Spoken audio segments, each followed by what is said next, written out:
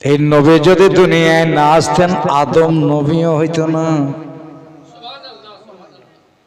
আবার আল্লাহ কয় লাউলা কালাম আজহারতু রুবুবিয়্যাহ, আমার রুবুবিয়্যাতের এজাহার হইতো না।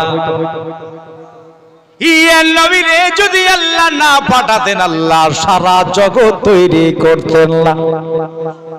মহান আল্লাহ জান্নাত তৈরি করতেন না, জাহান্নাম তৈরি করতেন না, না আরশ হতো না ফারশ হতো, দেখেন না লৌহ হতো না কালাম হতো, কিছুই তৈরি হতো না। যত কিছু হয়েছে আমার নবীর ওসিলায়, জোরে বলেন যা হয়েছে আমার নবীজির ওসিলায় হয়েছে। তবে আমি না তোমার সাথে আমার একটাই কথা, আমি কিছুই কইব না, আমি কিছুই বলবো না। আমি না গো, আমি না, এ তোমার ছেলে, এটা হলো কায়নাতের নবী। মতন্তরে 2,24,000 পয়গম্বর আল্লাহ দুনিয়ায় প্রেরণ করেছে। ওই নবীদের সর্দার হলেন ইনি। আল্লাহ 4 জন রাসূল তৈরি করেছে, 4 জনের তাজদার হলেন ইনি। একটা কথা শুনে নাও, জান্নাত বানিয়েছেন আমার আল্লাহ, কিন্তু জান্নাতের চাবি দিয়েছে নবীর হাতে। আল্লাহ কাউসার বানিয়েছে, কিন্তু কাউসারের দায়িত্ব আমার নবীজির হাতে। আমি না গো, ও আমি না, ছেলে তোমার হতে পারে, আমি না, যতক্ষণ নবী আগে না যাব আমিও আগে যাব না। এত যদি মারতে মারতে আমার হাড্ডি গুলো একদিকে আর গোশত গুলো একদিকে হয় না, হয়ে যায়। আর নবীর বেয়াদবি আমি সহিতে পারবো না। আমি না বুদ্ধিমতী মেয়ে ছিলেন, সাথে সাথে আমার দয়া নবীকে আর সম্মুখে নিলেন। এবার লাগাম টানতে হয় না, এবার আর আপনার চাবুক মারতে হয় না, উটনি এমনি এমনি হাঁটতে শুরু করেছে। ওই উটনি নিজেই ইশারা দিয়ে বলে মা, ওই দিক দিয়ে পিছনে আমার চড়েলে এবার আমার গতিবেগ বেড়ে যাবে, এবার ইস্পাহান দেশে ঘোড়া চলবে, এবার তাকিয়ে দে, এবার রাজধানী এক্সপ্রেস চলবে। কত তাড়াতাড়ি আমি মদিনায় পৌঁছাই। চড়েলে সুবহানাল্লাহ সুবহানাল্লাহ। ইতো গিয়ে পিছন দিক দিয়ে পিছনে বসলো, এবার উঠনে টান দিয়েছে জোরে, চলে যায় একবারে এক টানে বহু দূর পৌঁছে গেল। এমন একটা জায়গায় পৌঁছেছে, ওই দেখো মদিনা ঢুকতে আর বেশি দেরি নাই, আমার বন্ধুরে, আমার দাদারা রে, আমার মা বোনেরা রে, হঠাৎ করে আবার উঠে দাঁড়িয়ে গেল। হাজরাতে আমিনা পেছে, দয়ার নবী আমার আছে না গে, আল্লাহ নবী বলেন উঠলে, এবার আমার মা আগে নাই, আমি আগে আছি, এখানে কেন দাঁড়িয়ে গেলে, এখানে কেন তুমি রুকে গেলে বলো। দয়ার নবী গো, এই জন্য এই জায়গায় দাঁড়ালাম, এই রাস্তায় বহুদিন আসা যাওয়া নাই। নবী গো, সেই আপনার আব্বাকে পিঠে করে নিয়ে গেছিলাম, তারপরে আর একবার গেছিলাম আপনার চাচা হারেসকে পিঠে নিয়ে। 6 বছরের ভিতরে এই রাস্তায় যাতায়াত নাই, এই জন্য মদিনার রাস্তা, কোনটা মদিনার দিকে যাচ্ছে, হঠাৎ করে রাস্তা গুম গুম লাগছে, ভুল ভুল লাগছে। নবীকে নিয়ে পিঠে করে নিয়ে যদি রাস্তা ভুল হয়ে যায়, আমার বেয়াদবি হয়ে যাবে। তো দাঁড়িয়ে দাঁড়িয়ে আমি মদিনার রাস্তা চিনতেছি। উট কত আদবদার তাহলে, হ্যাঁ, দাঁড়িয়ে দাঁড়িয়ে মদিনার রাস্তা চিনছি। আল্লাহর নবী বলেন, উঠিনি রে, তোর পিঠে যখন নবী বসে আছে তোর রাস্তা ভুল হবে না। জোরে বলা যাবে? আমি না কথাটাকে ক্যাচ করে ধরে ফেলেছে, হ্যাঁ, কথাটা ক্যাচ করে ধরে ফেলেছে। কেন না বুদ্ধিমানের কাজই এটা ধরা। তুমি পরম মহলে বসে তুমি একটা বিল পাস করছো, মাথা বড় হইতে পারে, কিন্তু বুদ্ধির দিক দিয়ে আরো অন্যান্য অন্যতম মানুষ আছে কি না? ও ভাবছে যে ওয়াকাব্যটা আমার হাতে লিয়ালি, তাহলে সব আমার কাছে কৃতদাস হয়ে যাবে। আর সত্যি হইতেও হবে। এতে কিন্তু সচেতন থাকতে হবে আপনাদের। শুধু সাপোর্টের দরকার, লাঠি নিয়ে নয়, হাতিয়ার নিয়ে নয়, তীর বন্দুক এই পিস্তল নিয়ে নয়, শুধু মুসলমানের সাপোর্টের দরকার আছে। যদি একটু সাপোর্ট পেছন থেকে করেন, আমাদের নেতারা এ কাম করে নেবে। কিন্তু প্রত্যেকটা মুসলমানকে এক হওয়া দরকার, প্রত্যেকটা মুসলমানের হাত উঁচু হওয়া দরকার, মাথা উঁচু হওয়া দরকার। ঘরের ভিতরে লুকিয়ে থেকে কাম হবে না। যত লুকাবেন আপনাকে দূরের খুঁজি ভরে দেবে। আমার ভাইয়ের, আমার বন্ধুরা, নূরের নবীর আম্মা জান হাজিরাতে আমিনা বলেন, বাবা রে এত বড় কথা বললে যে আমি পেটে বসে থাকলে তোমার রাস্তা ভুল হবে না। নবী বলেছে যে তোমার পেটে নবী আছে, তোমার রাস্তা ভুল হবে না। এই কথাটা পরিপ্রেক্ষিতে আমিনা বললেন, বলে বাবা তুমি কি রাস্তা চিনো? এই রাস্তায় আসা যাওয়া করনি, এই রাস্তায় নিয়েও আসিনি, নিয়েও যাইনি। প্রথম নানার বাড়ি নিয়ে যাচ্ছি, রাস্তা কি তুমি চেনো? বললাম তবে একটা তো কথা বলাই বাহুল্য, আম্মা জান আমি যেদিন 3 দিনকার ছেলে হলাম, আমাকে একটা রুমালের ভেতরে ঢেকে রেখেছিলে। আম্মা জান আমি কি ওখান থেকে 10-20 মিনিট আধা ঘন্টার জন্য গায়েব হয়ে যায়নি? আমিনার মাথায় চাট করে খেয়াল হলো, সত্যি তাই 3 দিন বয়সে নবীকে ঢেকে রেখেছে। তাকিয়ে দেখছি বিছানার জায়গায়, আপনার পাটির জায়গায়, চাটাইয়ের জায়গায়, ওই বিছানায় আমার দয়ার নবী নাই। বাবা রে তুমি কোথায় গেছিলে? নবী আমার বললেন, আম্মা ওই 20 মিনিটের ভেতরে, ওই আধা ঘন্টার ভেতরে সারা দুনিয়ার যত অলি গলি সার বেঁকা লম্বা চওড়া রাস্তা আছে মা, তোমার বেটা মুহাম্মদ দেখে নিয়েছে। যদি বিশ্বাস না হয় এখনো প্রশ্ন করো, কোনটা কোন দিকে গেল আমি বলি দিব, পারবা তো? লাগে জিজ্ঞাসাই করি দেখো। সই বাজারে নূরের নবী হাইয়াতে আমিনা বললেন, বাবা এটা কোন দিকে গেল? প্রশ্ন করেছে মা। আল্লাহর নবী বললেন, আম্মা হাযা তারিকাতুল ইয়ামান। জোরে বলেন। ভুল বললো নাকি? না না সত্যি এটাই ইয়ামানের রাস্তা। আল্লাহ নবীকে বলতেছেন, বাবা এটা কোন দিকে গেল? নূরের নবী বললেন, মা আমি যে কথাটা বললাম প্রথমে, এ দেখো ইয়ামান, আর হাযা তারিকাতুল মক্কা, এটা মক্কার রাস্তা। আর হাযা তারিকাতুল মদিনা, এটাই হলো মদিনার রাস্তা। জোরে বলে দেন। বয়স 6 বছর। 6 বছর বয়স। নবী বললেন, আমার কাছে ছোপাওয়াটি নাই, লুকাওয়াটি নাই, এটাই হলো মদিনার রাস্তা। উঠনে আবার চলতে লাগলো, ইশারা হয়ে গেছে, আর আমাকে বাঁকে রুখে যেতে যেতে যেতে যেতে যেতে ওই তো 7 দিন বাকার গোত্রে ঢুকে গেছি। আবার উঠনে দাঁড়িয়ে গেল, আর উঠ থেকে সাত করে নবী আমার নিচে নেমে গেলেন। উঠনে আবার চলতে লাগলো, নবী হাঁটেন নিচে নিচে, আর আমিনা হাঁটে, আমিনা চলেন ওপরে ওপরে। আমিনা বলেন, আব্বুজি আমার এরকম করে হাঁটো কেন, কি হয়েছে?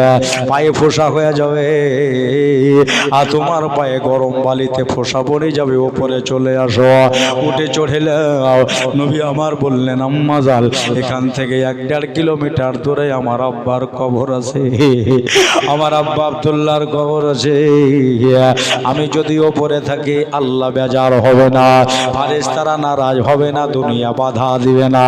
কিন্তু মা আমার কাছে একটা আদব বলে জিনিস আছে, আমি নিচে নিচে আব্বার কবর পর্যন্ত যাব। হিয়াতে আমিনা বলেন, বাবা রে এখান থেকে 1 কিলোমিটার কি 10 কিলোমিটার তুমি আবার কি করে জানলা? নবী আমার বলছে মা সবই কথায়, তুমি কি করে জানলে, কি করে জানলে বললা? তবে একটা কথা শোনো, এই দেখো এটা আমার হাত, এই হাতে আল্লাহর কিতাব এসেছে, এতে লেখা আছে হাযা কিতাবুম মির রাব্বিল আলামিন ফিহি আসমাউ আহলিল জান্নাহ ওয়া আসমাউ আবাইহিম ওয়া কাবাইলিহিম সুম্মা উজমিলা আলা আখিরিহিম ওয়া লা ইযাদু ফিহি ওয়া লা ইনকাসু মিনহুম আওয়াদা। আম্মা জান, এই হাতের কিতাবে লেখা আছে কারা কারা যাবে জান্নাতে, তার নাম, তার বাবার নাম আর তার বংশের নাম লেখা আছে। আখেরে টোটাল দেওয়া আছে যে কতজন মানুষ যাবে জান্নাতে, তার খবর তোমার বেটা জানে। মা শুধু তাই নয়, কতজন জাহান্নামে যাবে তাদের খবরও জানি। মা এখান থেকে আমার আব্বার খবর বেশি দূরে না, আমি নাও নিচে নেমে গেলে, নিচে নেমে গিয়া আমার আব্দুল্লাহর কবরের কাছে গেলে 6 বছরের নবী বাবার কবর দেখতে এসেছে। বুকে বড় ব্যথা, এই যন্ত্রণা দুনিয়ার কোনো পানি দিয়ে নিভে না রে, দুনিয়ার ওষুধ লাগিয়ে দিয়ে ব্যথা ভালো হবে না রে। আমার ভাইরা, আমার মা বোনেরা গো, আল্লাহ নবীর আম্মা জান দাঁড়িয়ে গেলেন। নবী আমার বাবার কবরের কাছে গেলেন, বাবার কবরের কাছে গিয়ে কবর এমনি করে 2টা হাত রেখে দিয়ে চোখে মুখে বলালেন, আব্বা গো ভাগ্যে নাই তোমার কোলে চড়া। আব্বা যা, তোমাকে আব্বা বলে ডাকবো বলে কত আশা করেছিলাম, কিন্তু আমার আশা পুরা হয়নি গো আব্বা। দোয়া করে নিয়া আমিনার সঙ্গে করে নিয়ে চললেন নানার বাড়ি বেড়াতে। আজ তাকিয়ে দেখো মদিনার ছেলেরা নবীর সঙ্গ ধরেছে, আজকে শত শত ছেলেরা সাথ দিয়েছে। আব্দুল ওহাব জহুরির বাড়ি পর্যন্ত তারা গেল। ওই দেখো ভিড় ভাঙে না, প্রতিদিন সকাল সন্ধ্যা নানার বাড়িতে ছোট ছোট ছেলেরা সবাই যায়। তাকিয়ে দেখো রে, আমাদের দেশে মনে হলো একটা পূর্ণিমার চাঁদ উঠিছে। নবীকে চাঁদের মতো তোরা বললো, কিন্তু আদৌ নবীকে চাঁদের সাথে তুলনা করো না। আমার আল্লাহ হাজার বলছে নবীকে সূর্যের সাথে তুলনা করো না। চাঁদ সূর্যের চাইতে নবী হলেন আমার আফজাল। নানা নানির বাড়িতে 1টা মাস কাটালেন, 2-4 দিন বাকি আছে। আমিনার মাথায় খেয়াল হয়ে গেল। কি খেয়াল হলো? যে আমি তো আমার শ্বশুরকে বলে এসেছি যে 4 দিন আগে আসবো, তো পরে আসবো না। বাইরা রে বন্ধুরা রে, উম্মাইমাকে বলা হলো, উম্মাইমা চল আজকে আমরা বাবার দেশ ছেড়ে নিজের দেশে আমরা চলে যাই। নবীকে বার করো, উঠনে বার করো, মদিনা ছেড়ে চলে যাবো। খাওয়া দাওয়া করে বাপ মার কাছে বিদায় লিয়া আব্বা দোয়া করবা, মা আমার জন্য দোয়া করবা। ভাগ্যে যেটা ছিল সেটা আমার হয়েছে গো আব্বা। ওই দেশ থেকে কোনোদিন আমি পালিয়ে আসবো না। স্বামী নাই তো কি হবে, ওই দেশে আল্লাহর ঘর কাবা আছে, একবার তাকিয়ে দেখলে 1 লাখ নেকি হো। যে আমারে দেখতে যে আব্বা সময় পেলে আমারে দেখে আসবো। শুনে গেলাম হযরতে আমিনা মাথায় কাপড় দিয়ে ইনি বেরিয়ে গেলেন আল্লাহর নবীর সঙ্গে সঙ্গে করে নিয়ে যাও। যেতে যেতে যেতে যেতে সত্যি আজ রোদের প্রখর তাপ, কিন্তু আমিনা বলছে না হারে আমার ছেলেটা তো রোদে আপনার শেষ হয়ে যাবে, রোদের তাপে খতম হয়ে যাবে। কিন্তু আমিনা উপর দিকে একটাবার তাকিয়ে দেখে বলতেছে, আমি যেন নিজে চোখে দেখলাম আকাশের দিকে, আকাশ পানে দেখিলাম ওই আকাশ থেকে শূন্য থেকে এক মেঘের ছায়া পাড়ি দিয়া আমার নবীজির মাথার উপরে এসে দাঁড়িয়েছে। জোরে বলেন সুবহানাল্লাহ। আকাশ থেকে এক মেঘের ছায়া শূন্য থেকে পাড়ি দিয়া আমার নবীজির মাথায় ছায়া করেছে। আমার দোস্ত বুজুর্গরে আমার, আল্লাহর নবী সাল্লাল্লাহু আলাইহি সাল্লামকে নিয়ে চলছেন। আমি না বারবার রৌদ্রের কথা বলতেছে, আপনার একটা কথা শুনে যান দোস্ত রে। কি কথা? আল্লাহ নবী বলেন, মা তোমারে বোধহয় গরম লাগতেছে, রোদ লাগছে। আম্মা গো ওই বাড়িটা ফাঁকা পড়ে আছে, চলো না যাই এই বাড়িটায় বসেলি। নবীর মা বললেন ঠিক আছে চলো বাবা। কিন্তু কত আদর্শবান নবী। নবী বলে, মা শুধু বসলে হবে না, ওই বাড়িওয়ালাকে বলতে হয়। কাছে গেলে বাড়ি দরজায় বাড়ি পড়ল। বাড়ি থেকে আওয়াজ আসলো, কে? বললেন আমেনা। কোন আমেনা তুমি? আমার বাড়ি হলো মক্কাতে। তোমার শ্বশুরের নাম বলো। আদবের লেগে বলতে চাইছে না, বললে গুনাহ হবে না। মেলা মেয়ে ছেলে শ্বশুরের নাম বলতে চায় না। বলছেন আল্লাহ নবী বলে দিতে চায় শ্বশুরের নাম আব্দুল মুত্তালিব। তোমার স্বামীর নাম বলো। বলে আমার স্বামীর নাম তো নবী বলে দিয়েছে, স্বামীর নাম হলো আব্দুল্লাহ। সুবহানাল্লাহ বলেন।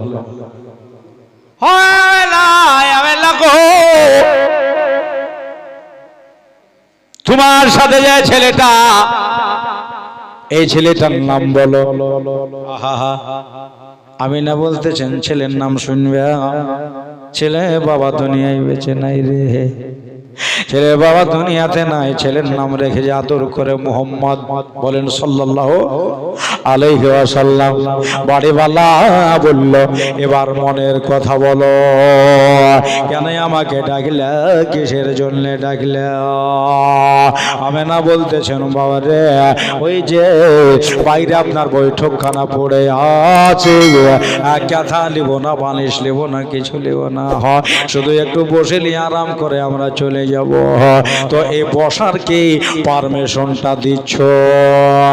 বাড়িওয়ালা বললো, আমার বাড়িতে বসার তোদের লেগে জায়গা নাই।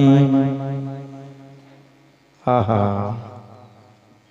জায়গা নাই? বলে না। নবী বুঝে গেছে মা গো, এত পুছারি লেওয়ার পরে একটু বসার জায়গা দিল না। কি বুঝে গেছে যে শেষ জামানার নবীর নাম হবে মুহাম্মদ। বাবা আব্দুল্লাহ, দাদা আব্দুল মুত্তালিব, মা আমেনা। সে দুনিয়াতে আসার পরে একটা কালেমার প্রচার করবে, ইসলামের প্রচার করবে। আমি ছাড়তে চাই না নিজের ধর্ম, চলে যাও এখান থেকে, আমার বাড়িতে বসার জায়গা হবে না।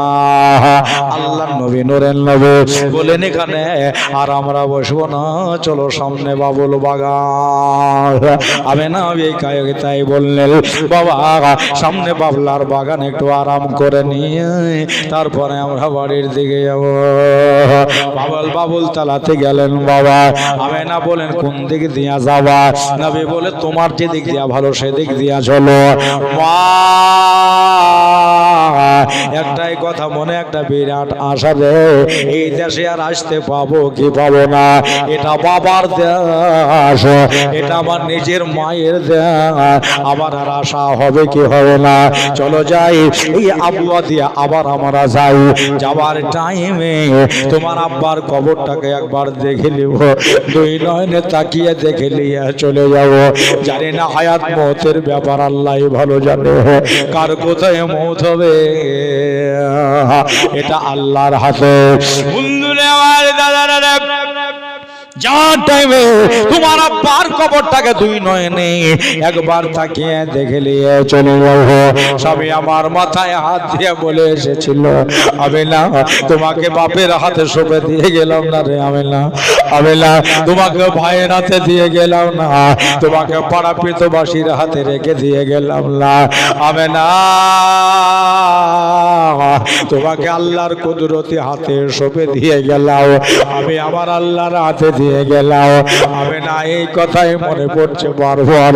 স্বামী আমার মাথায় হাত দিয়ে এটাই বলে গেল, আজও গেল কালো গেল, আমার বুকের মানে কার বাড়িতে ভিড়ল না। আবার নবীজির আব্বা আর বাড়ি ঘুরল না। ওই দুই নয়নে একবার তাকিয়ে দেখে নিয়ে তারপরে মক্কায় পাড়ি দিব। আমরা 550 কিলোমিটার পথ অতিবাহিত করে আমরা মক্কায় পৌঁছে যাব বাবা। আমিনাকে সঙ্গে করে নিয়ে মায়ার নবী চলে যাচ্ছে। যেতে যেতে যেতে যেতে ওই তো সামনে আব্দুল্লাহর কবর, ওই তো আব্দুল্লাহর তুরবাতে পাল। হঠাৎ করে আমার আমিনার পেটে যেন ব্যথা উঠে গেল। আমিনা বলছে আল্লাহ গো, বিদেশ জায়গা 550 কিলোমিটার পথ বেয়ে আমাদের যেতে হবে। কোন জায়গায় কোন খবর, পেটে কেন কোন কোন করে লাগতে লাগলো। আল্লাহর নবীকে বলে ইয়া বাবা, ইয়া রাসূলুল্লাহ, ইয়া হাবিবাল্লাহ, আগে আর বানলে হবে না। কেন না, ওই দেখো আমার পেটে যেন ব্যথা ব্যথা লাগছে। একটু দাঁড়িয়ে যাও। আল্লাহর নবী মাকে ওই একটা বাবুল গাছে হেলান দিয়া বসিয়ে দেওয়ার পরে আমার মায়া নবী চলে গেলেন আর সোজা নিজের আব্বার কবরে। এই দেখেন প্রধান বক্তা চলে আসছে, সবাই দাঁড়িয়ে যান। নারে তাকবীর, নারে রিসালাত, নারে রিসালাত, মাসলাকে আলা হযরত, নারে তাকবীর, নারে রিসালাত। মাওলানা মুফতি আলিমউদ্দিন রাজভী সাহেব জিন্দাবাদ, জিন্দাবাদ। মাওলানা মুফতি আলিমউদ্দিন রাজভী সাহেব। বাবা যারা পিছে আছেন, নারে তাকবীর, একটু একটু করে আগিয়ে চলে আসেন। নারে তাকবীর, নারে রিসালাত, নারে রিসালাত, মাসলাকে আলা হযরত, দীন ইসলাম। নারে তাকবীর, নারে রিসালাত। আগে আগে বসুন, সকলে আগিয়ে চলে আসুন। শেষ বক্তা, প্রধান বক্তা আমাদের রৌনকে স্টেজ হয়েছে মুনাজির আহলে সুন্নাত হযরত আল্লামা মাওলানা মুফতি আলিমউদ্দিন রাজভী মানজারি নুরি কাদরি। তবে বসুন, সব বসুন, আপনারা বসে যান, বসে যান। বেরাদার শুনতে হবে আপনাদের। ধৈর্যের আজকে পরিচয় দেবেন। আর এই ধৈর্যের পরিচয়টাই কেন বিদেশ থেকে মেহমান এনে রাসূল এসেছেন। আজ আপনাদের দেশের গৌরব, আপনাদের দেশের এই যে সকলেই জানেন এই গ্রামে প্রতি বছরের নাই এই বছরও জালসা হয়েছে, কিন্তু কোনোদিন জালসাতে চান্দা কালেকশন কিছু হয় না, সোনাওয়াটি জালসা। মা বোনেরাও অনেক হয়, পুরুষরাও অনেক হয়। আপনাদের অনুরোধ রাখবো সকলে বসবেন, শুনবেন, তারপরে যাবেন। 5 মিনিটে হযরতকে মাইক দেব, জোরে জোরে দরুদ শরীফ পড়েন। আল্লাহুম্মা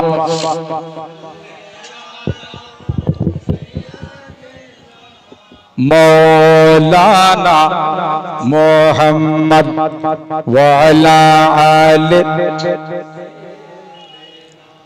মৌলানা মুহাম্মদ সাল্লি আলা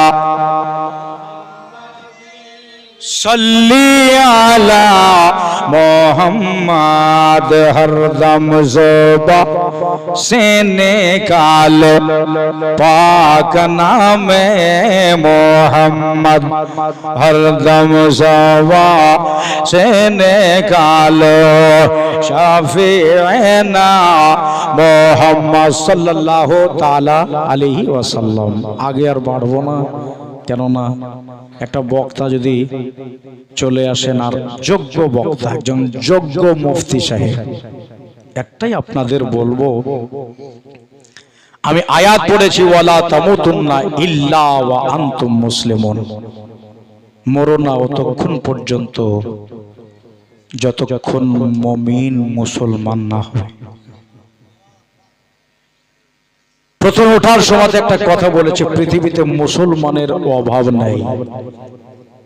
রাফজি মুসলমান, খারেজি মুসলমান, তাবলিগ মুসলমান, নেচরি মুসলমান, শিয়া মুসলমান, সুন্নি মুসলমান, লামাজহাবি মুসলমান, কাদিয়ানি মুসলমান, একটা একটা করে 2-3টা বাকি আছে, 73টা বুঝতে।